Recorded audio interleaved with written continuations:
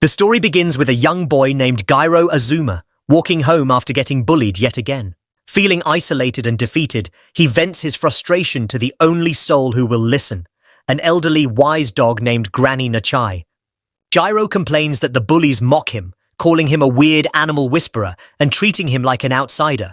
Granny Nachai listens patiently, trying to comfort the wounded boy. She explains that being different is actually beautiful. It means he has unique talents meant for him alone.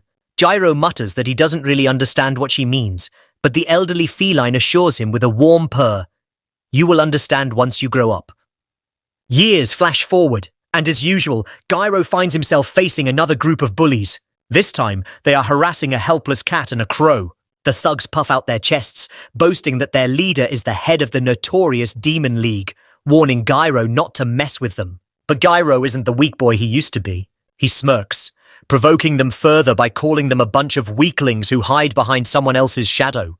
Furious, the boss throws a heavy punch, but Gairo easily dodges it, knocking the thug straight into the water with a swift, powerful kick. Seeing their big bad leader defeated so effortlessly, the other two bullies panic but charge anyway. They meet the exact same fate. Before long, all three are climbing out of the water, running away like absolute crybabies.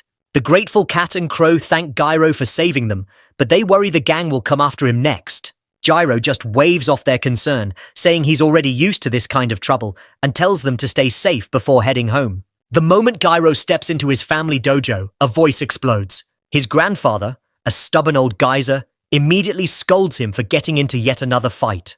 The old man yells that he didn't teach Gairo shinobi martial arts just to have him act like a street punk. Gairo fires right back, calling his grandfather an ancient dinosaur. That does it. The old man snaps, hurling actual ninja blades at Gairo, which the boy barely manages to dodge. To prove a point, the old geyser proudly shows off the family's ancient heirloom, bragging that it was personally gifted to their ancestors by the great Shawun. Gairo casually dismisses it as a total fake, causing the old man to slash wildly at everything around him in absolute frustration. Later that night, while Gairo is stuck repairing the damaged doors and complaining about his crazy fossil of a grandfather, the old man heads out to a festival. But the peace doesn't last. The same crow from earlier bursts into the dojo, screaming that a cat is in deep trouble inside the woods. Without a second thought, Gairo rushes out into the dark forest. Deep in the thicket, he finds a badly wounded cat lying on the ground. As Gairo tries to speak to it, we see inside the cat's mind. A dark spirit named Reigo, famously known as the Black Star of Doom, is being summoned by a mysterious, cold voice demanding his power. Reigo angrily refuses, declaring he takes orders from no one. The voice coldly responds, "Then rot away and perish." Suddenly, Reigo wakes up inside Gairo's bedroom, trapped in the body of the rescued stray cat. Gairo walks in with a plate of food, relieved the cat survived. When the cat stays silent, Gairo coaxes him, saying even stray cats have names. Reigo secretly thinks to himself, "What an idiot, he wouldn't understand me even if I meowed." But Gairo possesses the rare talent of talking to animals. He looks right at the cat and asks, "Do you really think I'm an idiot?" Completely caught off guard, a panicking Reigo dives under the sofa. Gairo calmly explains he isn't going to eat him, but Reigo refuses to budge until Gairo brings out his ultimate weapon, a bowl of cat food. Lured out by his stomach, Reigo begrudgingly admits the food is good, but fiercely snaps that he is not a cat. He introduces himself as an immortal Monoka, powerful spirits that can take human form or live deep in the mountains. As Gairo gives the newly healed spirit a bath, Reigo realizes the boy didn't actually believe his story until seeing his wounds heal instantly. Gairo smiles, reminiscing about the kind old feline, Granny Nachai. He tells Reigo that Nachai was the complete opposite of his prickly attitude. She used to tell Gairo that his ability to speak to animals was a sacred gift meant to help others, encouraging him to share that gift with the world.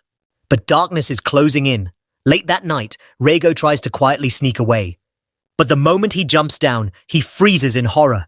Gairo is standing right behind him in the dark. Gairo whispers that the person sleeping upstairs was just a shadow decoy technique, asking where a half-recovered cat thinks he's going. Reigo barks that it's none of his business, but Gairo reminds him that he saved his life. Reigo loses his temper, a massive black aura bursting around him as he warns the boy that he is a man-eating spectre. Before they can argue further, the walls shatter. A creepy giant demon bursts into the dojo. He has been tracking Reigo. Gyro immediately insults the giant, calling him an uninvited douchebag. In response, the monster sprouts horns, mutates his arms, and lunges to kill Gyro. Acting on instinct, Reigo leaps in to protect the boy, luring the monster out into the woods. The giant easily overpowers the weakened Reigo, slamming him into the dirt and mocking the legendary Monoke as a pathetic weakling. The giant claims they broke Reigo's seal to welcome him back as a comrade, but Reigo spits back that he knows they only want his power. As they clash in midair, Gyro suddenly bursts into the clearing. Wielding his family's ancient heirloom, he slices the giant's arm clean off. Reigo yells at him for interfering, but Gyro argues back that there is nothing wrong with helping someone. Enraged, the giant transforms into a towering, terrifying demon. With blinding speed, the monster drives a massive claw straight through Gyro's chest. Gyro collapses, bleeding out on the forest floor, yet his stubborn spirit refuses to give up. The demon laughs, telling Reigo to hand the dying boy over as a snack. Reigo looks at the bleeding teenager and realizes this idiot human only risked his life to save him. If the boy dies now, all of Reigo's efforts to lure the monster away were for nothing. Reigo knows that eating Gyro would restore his own true strength, but he refuses to take orders from a filthy demon. Instead, he makes an ultimate sacrifice. He decides Gyro will be the one to absorb him to save his life. Reigo dissolves into a cloud of black mist, pouring his entire immortal soul directly into Gyro's chest. Gyro's eyes snap open. A massive, catastrophic black aura shoots high into the night sky, drawing the attention of shadowy organizations watching from afar. The giant demon screams in horror, accusing Reigo of abandoning his own kind by giving his power to a human. Gyro stands up, completely confused by the strange crest on his chest. Inside his mind, Reigo's voice echoes, "You can fight now. Stop whining and just make a fist." The demon charges in a frenzy. Gyro clenches his hand, channels the bursting Monoki energy, and throws a single cataclysmic punch, obliterating the demon and sending him straight to hell before he can even process what happened. As the dust clears, a cold blade is suddenly pressed against Gyro's neck. A group of mysterious operatives drop their camouflage, led by a man named Sheba and a woman named Kishamajin. Gyro asks if they are with the demon, but Sheba quickly explains they are humans, members of the Bureau of Espionage, jokingly calling themselves magical civil servants. Before Gyro can protest, Kishamajin delivers a swift blow, knocking him unconscious. Sheba orders the team to get Gyro to a hospital immediately. They cannot afford to let him die now. After all, this ordinary boy is now the most important person in the world, the human who successfully fused with an immortal monarchy.